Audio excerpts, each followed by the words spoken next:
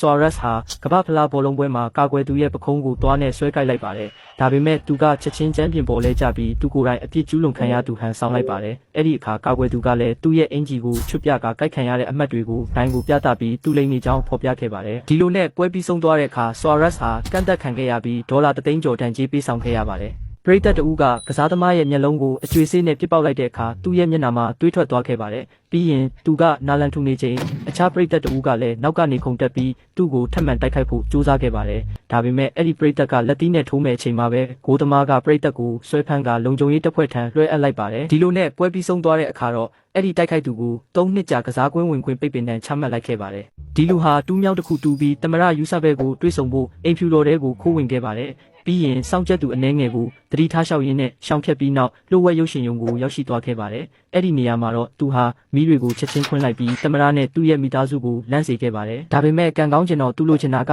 လက်မှတ်တစ်ခုလေးသာဖြစ်ပြီးသူဖယ်ရှားခံရမယ်မတိုင်မီတမရကလက်မှတ်ထိုးပေးခဲ့ရပါတယ်